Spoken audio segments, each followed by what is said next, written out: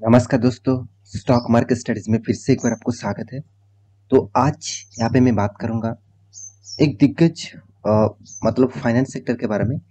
तो finance industries में जितने सारे कंपनीज है, फाइनेंस मतलब जितने सारे एनबीएफसी है, जितने सारे एनबीएफसी कंपनी है, तो नॉन बैंकिंग फाइनेंशियल कंपनी है जितने सारे, तो उनमें से आज जिस कंपनी के बारे में बात करूँगा वो एक बहुत छोटा सा कंपनी है।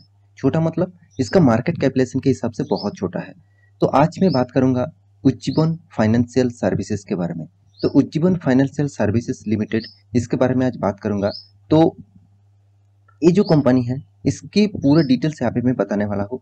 तो पूरा डिटेल्स एक एक करके यहाँ पे बताऊंगा, तो वीडियो को लास्ट तक देखिएगा। और अभी तक आपने इस चैनल को सब्सक्राइब नहीं किया तो जरूर सब्सक्राइब कर लेना, क्योंकि आपको daily basis stock market information and update चाहिए तो इस चैनल में बने रहिए। तो चलो देख लेते हैं आज के स्टॉक के बारे में। तो वीडियो शुरू करने से पहले और एक चीज मैं जरूर कहूंगा, अभी तक आपने डीमैट अकाउंट ओपन नहीं किया तो उसका लिंक आपको नीचे मिल जाएगा, जाकर अकाउंट ओपन कर सकते हैं। तो सबसे पहले मैं कंपनी के चार्ट पैटर्न के ऊपर जाना चाहूंगा। तो देखिए चार्ट पैटर्न आपके सामने ही है। तो आप 5 दिन के चार्ट पैटर्न देखेंगे तो अराउंड 5% तक लॉसेस कंपनी दे चुके हैं। साथ ही साथ आप देखेंगे तो एक मान में करीबन करीबन 6% से भी ज़्यादा। तो देखिए किस तरीके से कंपनी का परफॉर्मेंस है।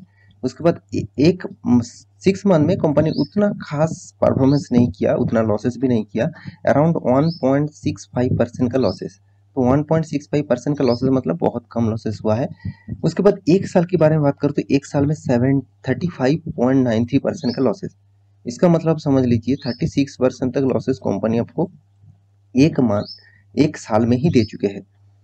तो 5 साल में कितना 55% लॉसेस, और मैक्सिमम चार्ट पैटर्न कितना 45% लॉसेस। तो देखिए जो कंपनी कंटिन्यूअसली लॉस कर रहा है, जब से कंपनी लिस्टिंग हुआ उसके बाद थोड़ा सा अप में तो गया था, उसके बाद देखिए धीरे धीरे करके कंपनी टोटली डाउन में आ चुके हैं, और वो भी 45% तक लॉसेस अभी फिलहाल के लिए दे रहा है। तो क्या इस कंपनी के ऊपर निवेश किया जाए? तो सबसे पहले मैं एक डिस्क्लेमर यहाँ पे आपको जरूर देना चाहूंगा। डिस्क्लेमर कौन सा है? कंपनी एकदम एक स्मॉल कैप टाइप कंपनी है, micro cap small cap type company बोल सकते हैं, जिसका मार्केट कैप 1.6 थाउजेंड करोड़ मतलब एक 1600 करोड़ का। तो इस कंपनी के बारे में आज बात करूंगा। तो कंपनी एक फाइनेंशियल सेक्टर से बिलोंग करता है। तो सबसे पहले इस कंपनी ने किस तरीके से रिजल्ट किया Q4 में, मतलब इस बार किस तरीके से रिजल्ट किया, वो सबसे पहले मैं आपको दिखाना चाहूंगा। तो चलो तो वो सबसे पहले आपको दिखा देता हूँ। तो देखिए यहाँ पे रिजल्ट के ऊपर आ चुका हूँ। रिजल्ट जो है वो लाखों में है, तो लाखों में हो करोड़ में हो, मैं उसके फिगर आपको दिखा दूंगा एक एक करके। तो यहाँ पे आप देख सकते हैं टोटल जो कंपनी का रेवेन्यूज है, टोटल जो इनकम है, आप देखेंगे तो 168, तो 168 है। जो पिछले क्वार्टर में कौन सा था 170, जो पिछले सालों में कितना था 170। तो ये जो मतलब जो रिजल्ट है वो यहाँ पे स्टेटमेंट जो है वो यहाँ पे देखिए ऑडिटेड, यहाँ पे देखिए स्टैंड लोन फाइनेंशियल रिजल्ट। तो स्टैंड लोन फाइनेंशियल रिजल्ट भी आप देख सकते हैं, आप कंसोलिडेशन रिजल्ट भी देख सकते हैं। तो कोई भी चीज देखिए आपको एक अंदाजा लग जाएगा एक्चुअली कंपनी में क्या चल किस तरीके से परफॉर्मेंस हो रहा है। तो देखा जाए तो कंपनी इस बार और पिछले बार के तुलना से कंपनी ने इनकम भी कम किया।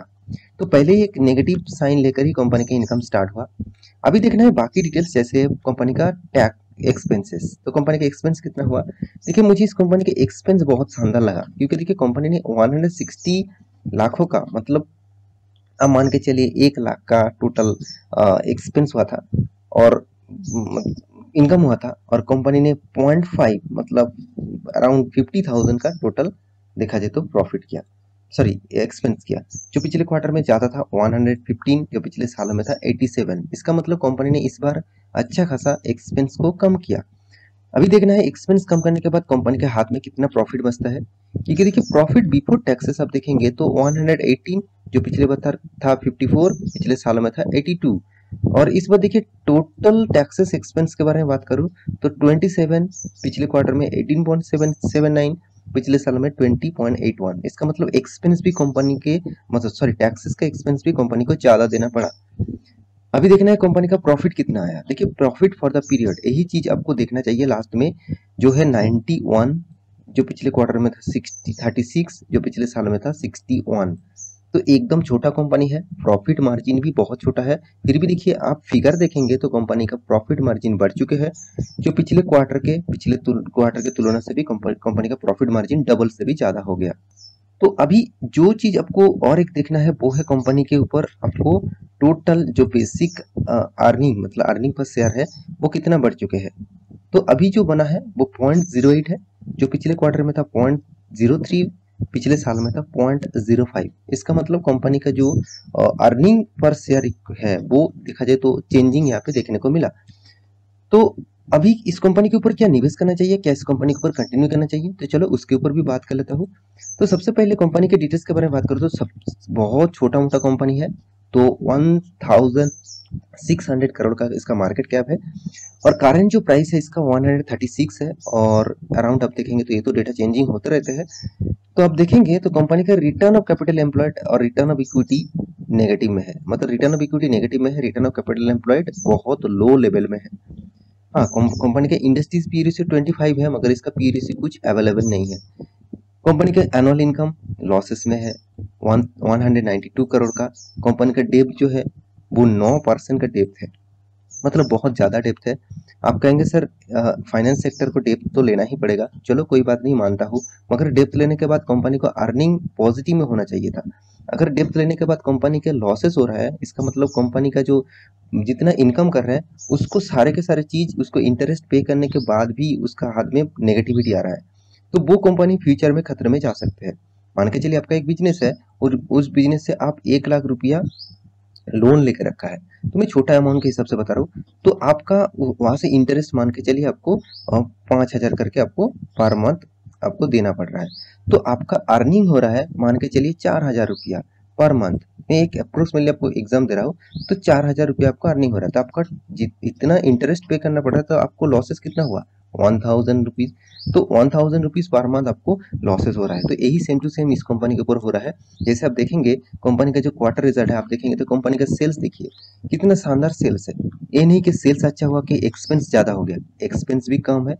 तो एक्सपेंस कम होने के बाद भी कंपनी के हाथ में प्रॉफिट क्यों नहीं आ रहा है, उसका जो मेन रीजन है वो है कंपनी का इंटरेस्ट। कंपनी को इतना ज्यादा इंटरेस्ट पे करना पड़ रहा है, उसके बेसिस से देखा जाए तो कंपनी का हाथ में प्रॉफिट मार्जिन उतना नहीं बच रहा है। तो देखिए क्वार्टर में बीच बीच में कंपनी बहुत ज्यादा यहाँ पे लॉसेस भी किया। इस बार कंपनी 99 करोड़ का प्रॉफिट किया, मगर पिछले कुछ सालों में कंपनी देखा जाए तो लॉसेस कर रहा है। जैसे 2021 में लॉसेस किया, 2022 में लॉसेस किया। देखिए पहले कंपनी अच्छा खासा परफॉर्मेंस कर रहा था, अभी इस 2 क्वार्टर में कंपनी लॉस किया। देखिए इसका मतलब ये नहीं कि 2 क्वार्टर में लॉस हुआ कि कंपनी बर्बाद हो गया, ऐसे बिल्कुल नहीं। बहुत सारे कंपनी से जैसे आप टाटा मोटर्स देखेंगे तो वो कंपनी तो कंटिन्यूअसली अभी भी लॉस में है। तो क्या वो कंपनी बर्बाद हो गया, बिल्कुल नहीं। वो कंपनी आज देखिए जो 64 रुपीज से अभी कितना 500 रुपीज के आसपास चल रहा है। इसका मतलब समझ लीजिए कभी भी कंपनी का मतलब जो डेटा है वो पलट सकते हैं, उसका जो परफॉर्मेंस है वो चेंज हो सकते हैं। तो देखिए कंपनी अभी तक आपको रिटर्न जो है वो टोटली नेगेटिव में दिया है, पॉजिटिव नहीं दिया, क्योंकि कंपनी अभी तक उतना ग्रोथ नहीं हुआ और कंपनी अभी भी लॉसेस में है, तो इसलिए आपको नेगेटिविटी लॉसेस दिया। और कंपनी के जो सेल्स ग्रोथ है तो वो तो अच्छा है, खराब ही नहीं है, सिर्फ करंट सिनेरियो में थोड़ा सा खराब है, मगर प्रॉफिट ग्रोथ उतना मतलब यहाँ पे डेटा नहीं है।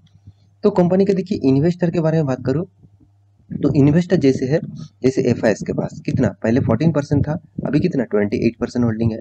डीएस के पास कितना पहले 42% था, अभी कितना 12% होल्डिंग है।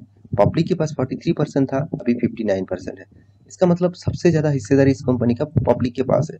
और अभी देखना है इंडिविजुअली कितने सारे पब्लिक्स है, देखिए बहुत सारे इंडिविजुअली पब्लिक्स है जो यहाँ पे इन्वेस्ट करके रखा। और डीएस के बारे में बात करें तो कौन सा डीएस यहाँ पे इन्वेस्ट करके रखा आपको देखना चाहिए। देखिए जो ब्लू चिप कंपनी है वो यहाँ पे अगर इन्वेस्ट करके रखे हैं तो मानना उस कंपनी में कुछ तो पोटेंशियल हो सकते हैं, मगर मुझे यहाँ पे कोई भी ब्लू चिप कंपनी नहीं नजर में आ रहा है। इसका मतलब जो छोटा मोटा जो mid cap small cap type fund है वही यहाँ पे इन्वेस्ट करके रखा, उसको लगता है वो रिटेल पब्लिक की तरह ही जैसे सोचते हैं, उसको मतलब ग्रोथ भी होता है तो बहुत तेजी से होता है, लॉसेस होता है तो बहुत तेजी से लॉसेस होता है। तो मेरे कहने का मतलब है आप इस तरीके से कंपनी के ऊपर निवेश कर रहे हैं तो थोड़ा सा आप एक बार स्टडी कर लीजिएगा, क्योंकि जो कंपनी का ट्रेंड आप चार्ट पैटर्न देखकर ही आपको पता चलेगा कि टोटली डाउन ट्रेंड है।